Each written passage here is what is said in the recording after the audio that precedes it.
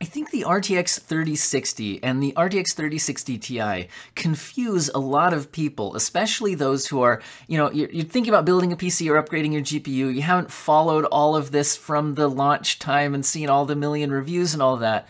Because the RTX 3060 has 12 gigabytes of VRAM, which you'll see in marketing and everything like that. And the RTX 3060 Ti has only 8 gigabytes of VRAM, but it's much, much faster.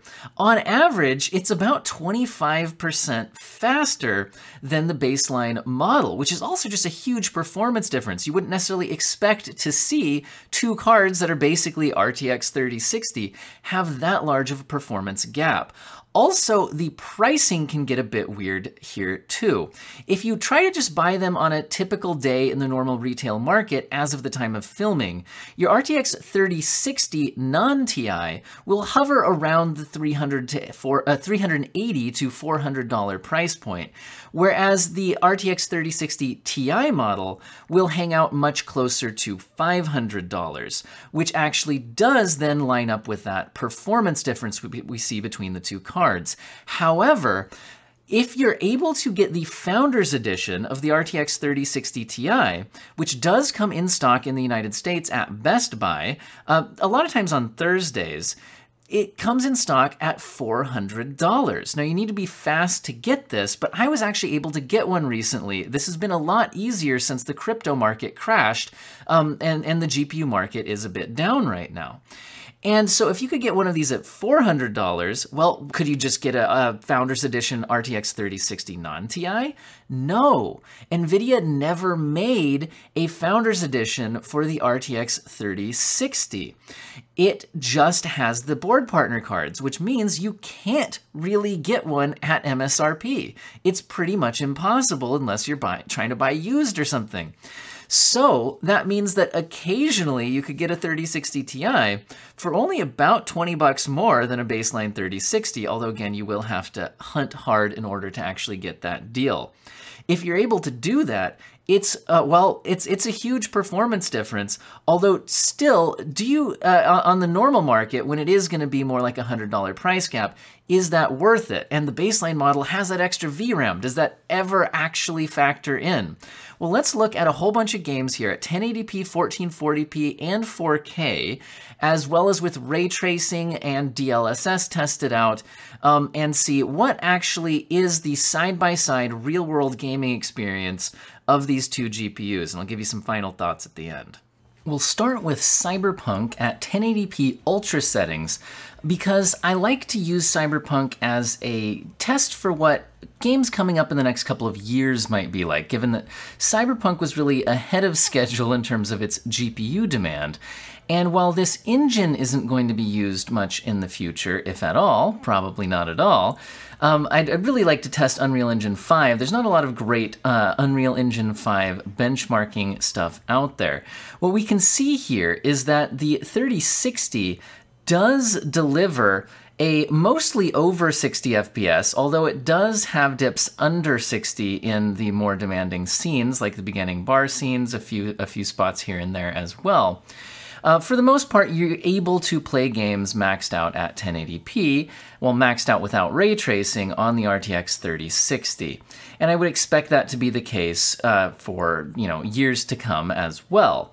Whereas the 3060 Ti is able to max games out with a much higher refresh rate experience. So, you certainly notice the difference in the performance of the Ti.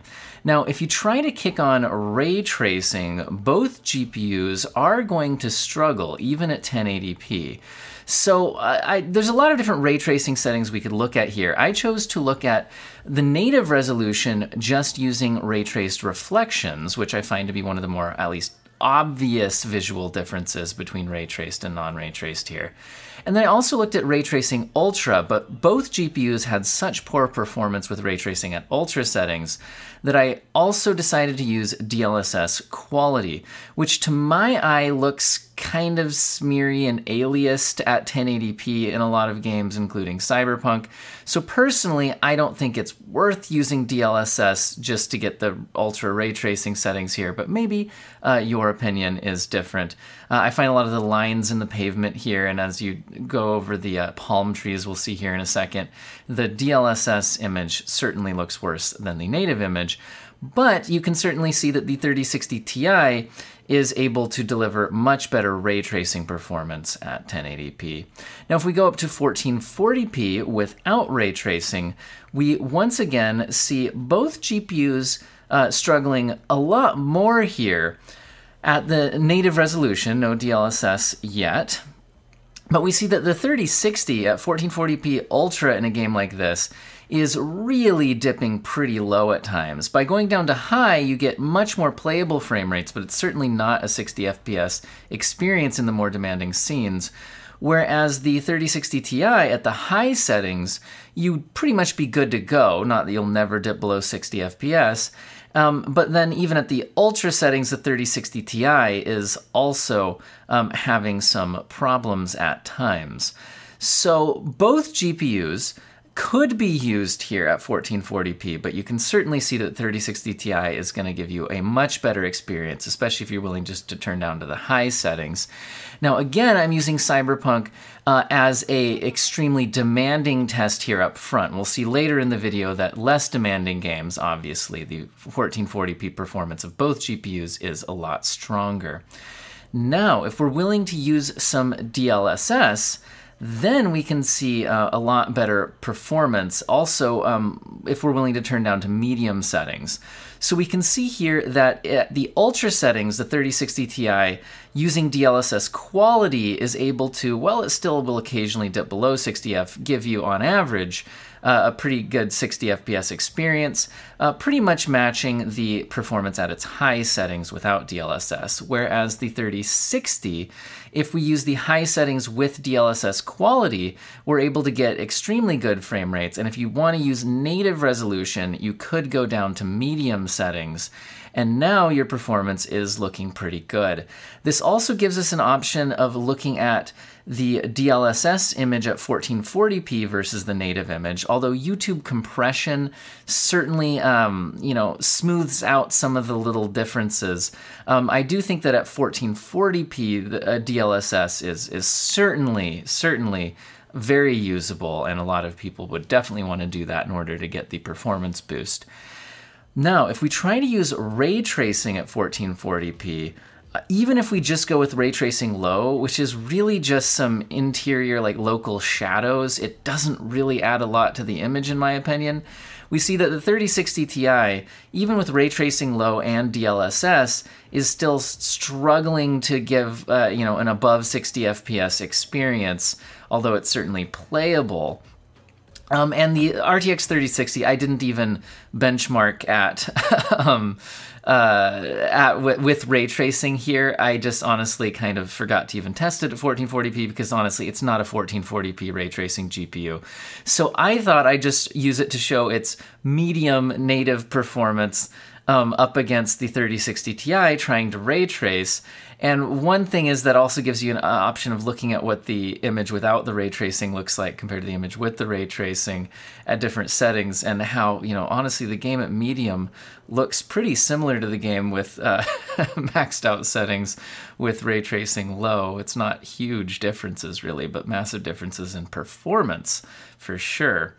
Now at 4K, at the native 4K resolution, both GPUs could play games at medium settings here, although you can see that the 3060 you're certainly shooting for like a 30 FPS experience, whereas the 3060 Ti, is above 30. It's significantly. On a variable refresh rate monitor, you might appreciate being up there into the 40s. But I think using DLSS on both of them makes a lot of sense. With DLSS at quality, the 3060 Ti is delivering very good frame rates. And on the 3060 non-Ti, I went down to DLSS balanced. So do notice that the DLSS is being used more aggressively on the baseline 3060 here, because I wanted to have both of them shoot for somewhat playable performance here. You can see that the 3060, actually both of them still do dip below 60 FPS, although, so I guess you could go more aggressive on DLSS on your 3060 Ti as well. But both of these GPUs can deliver 4K performance. Keep in mind that Cyberpunk, again, is incredibly demanding. If we switch over to a game like Red Dead Redemption 2, and we're back to 1080p here, we have the game maxed out, so the slider for favor quality versus favor performance is slid all the way over to favor quality. We can see that both GPUs are delivering good performance here. Pretty high refresh rates. Obviously, the 3060 Ti is higher refresh rate pretty noticeably.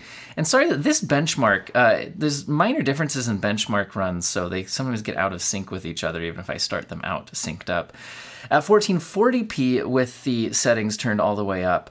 Indoors, it looks like the 3060 is almost holding 60 FPS.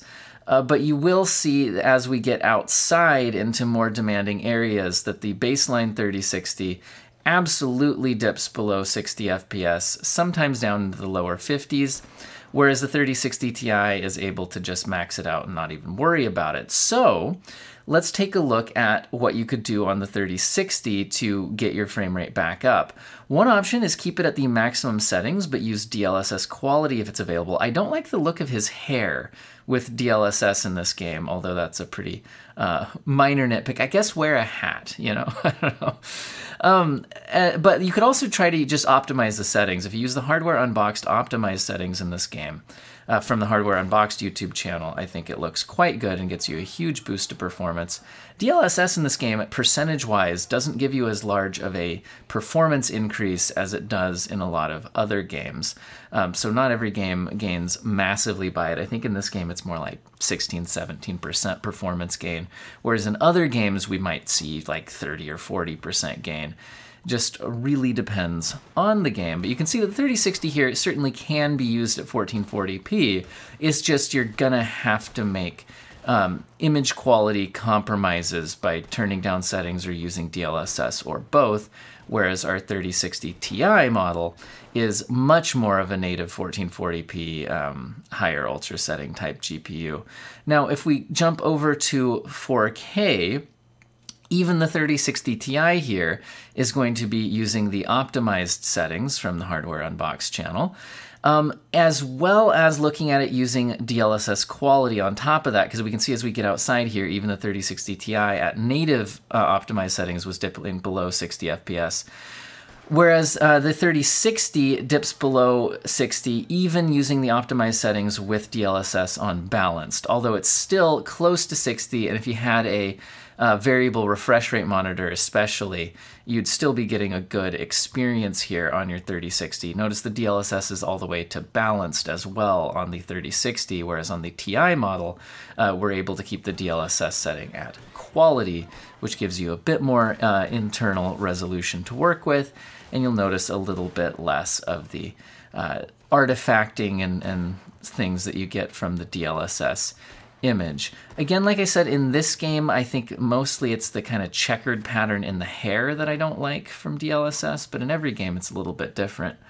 Speaking of other games, how about we try out Horizon Zero Dawn? Now, this game's a lot easier to run than Cyberpunk and Red Dead Redemption 2, so here you can see both the 1080p and 1440p ultra results, and both GPUs are delivering very good performance here.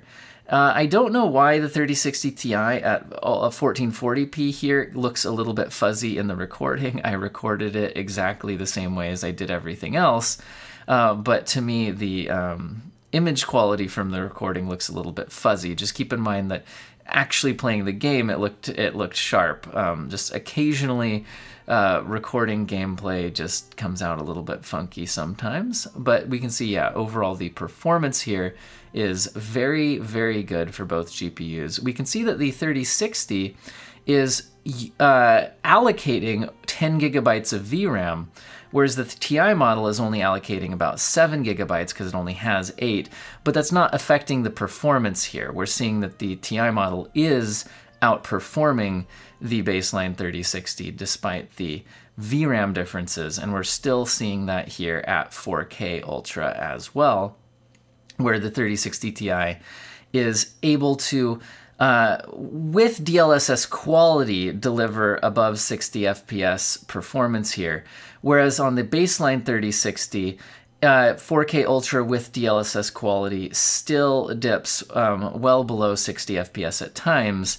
So in reality, you'd probably want to turn down some settings as well as using DLSS if you were trying to use this at 4K. And again, that's been the case throughout our testing here. The 3060 Ti makes a much better budget 4K GPU than the baseline 3060, despite the VRAM differences. And that's one of the things that I wanted to show here, is a lot of people argue that, you know, at higher resolutions, you need more VRAM, and that's true if you're trying to max out settings at the native 4K resolution. But if we're having to use DLSS and turn down settings anyway, you wouldn't really be able to take advantage of that larger VRAM, at least in games at the moment in most situations. Now let's take a quick look at Forza Horizon 5, and once again, these GPUs are doing well enough that I just did both of them at 1080p and 1440p, and these are the ultra settings. This game actually has an extreme setting, but I'm benchmarking the ultra setting here because I realized when I started splicing together my video here that when I benchmarked my 3060 non-TI, apparently I didn't test it at extreme, I just did it at ultra. So here we are at ultra settings. So keep in mind that there is a more demanding graphics setting that we could look at here, but at the ultra settings, even at 1440p, even the baseline 3060 is doing well here, although once again, we are seeing a large performance lead here for the 3060 Ti. And yeah, overall, it's really impressive to me how big of a difference there is between the 3060 baseline model and the 3060 Ti, despite the somewhat similar names. Now, if we jump over to 4K, and we have the 4K Ultra settings here, once again, remember the game does have a 4K Extreme setting, where even the 3060 Ti would be struggling a bit.